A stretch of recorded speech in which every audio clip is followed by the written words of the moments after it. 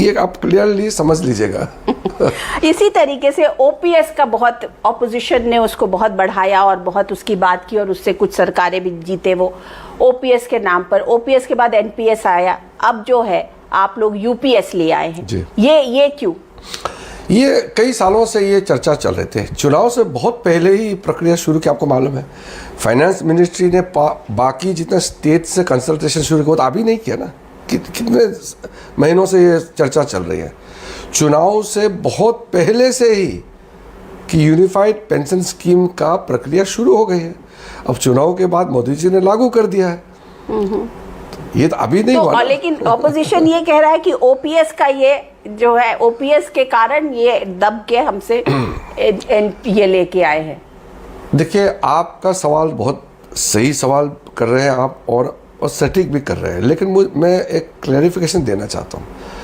ये जो विपक्ष का दबाव का जो बात करते हैं ना, विपक्ष जो प्रोजेक्ट कर रहे हैं, पूरे इंडिया गठबंधन नाम करके उन्होंने देश को बदनाम करना एक अलग चीज़ है, लेकिन उस इंडी गठबंधन में कितने पार्टियां जो एक दूसरे के खिलाफ लगे रहते थे, गाली गलौज होते थे, वो एकजुट होकर के मजबूरी में, क्योंकि देश मोदी जी के साथ है, तो वो मजबूरी में एक साथ आए।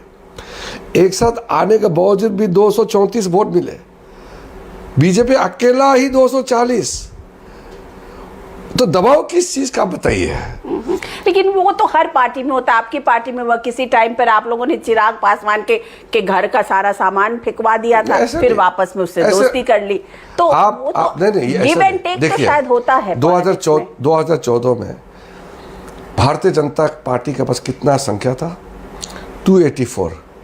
उसी समय भी शिवसेना मंत्री थे, टीडीपी मंत्री थे, जेडीयू क्या बोलते हैं अपना रामविलास पासवान जी मंत्री थे, अकाली दल मंत्री थे, सब लोग मंत्री थे। तो बीजेपी अकेला नहीं चला ना, क्योंकि एनडीए है। 2019 में हमारे पास 303 सीट थे, तब भी सारा एनडीए मंत्री थे। तो ये नहीं है कि दबाव में काम कर रहे। एनडीए पहले से 25 साल पूरा होने पर हमने सेलिब्रेशन भी किया एनडीए का। जब हमारा अपने बल पर संख्या था, तब भी हमने कांग्रेस जैसे नहीं किया। 2004 में मुझे याद है, पार्लियामेंट के अंदर में कांग्रेस का 145, बीजेपी का 138, बीजेपी कांग्रेस के बीच में सिर्फ 7 सीटों का फर्क था।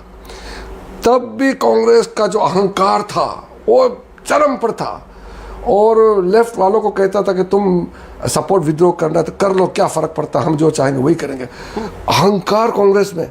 कांग्रेस के पास अगर 303 होते तो कहाँ आसमान में चढ़ जाते हैं। वो तो 145 में ही मतलब इतना दमखम एरोगेंस इतना दिखते थे कांग्रेस पार्टी का। लेकिन वो बात तो हर किसी के लिए होती है ना, क्योंकि जब आप पावर में होते और एब्सोल्यूट पावर में होते हैं, यही तो मैं आपको बता रहा हूँ, यही तो मैं वैसे ही हो जाता है ना। तो आप लोगों की भी पिछली, यही तो मैं आपको बार बार बता रहा हूँ कि मोदी जी, जब हम अपने दम पर मेजोरिटी थे तब भी सबको साथ में लेके चले, और आज एनडीए भी मोदी जी को आगे रख करके चला ना।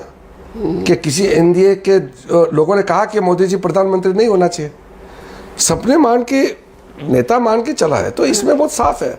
इस पे मैं इतिहास में ये पहले बार शायद हम देख रहे हैं कि 98 सीट लेकर के वो सोचते हैं कि चुनाव जीत गए हैं। और पब्लिक में तो कहीं नहीं, वही तो कह रहा हूँ मैडम, ये क्या मानसिकता है भाई? ठीक है, कांग्रेस पार्टी पुराने हैं, कभी 300 पार होते थे, कभी 400 पार हुए थे, क्योंकि उसमें विपक्ष नहीं थे, या इंदिरा जी के हत्या की वजह से इमोशनल वोट मिले हैं। ना सोशल मीडिया थे, ना उस समय उस लेवल का अवेयरनेस थे। तो वो पार्टी 3 बार 100 के आंकड़े पार नहीं कर पाया। 44, 54, 52, फिर 98। 3 बार चुनाव 100 के आंकड़े पार नहीं होकर के भी वो जीता हुआ जैसे बिहेव करता है, तो उसको मुबारक हो।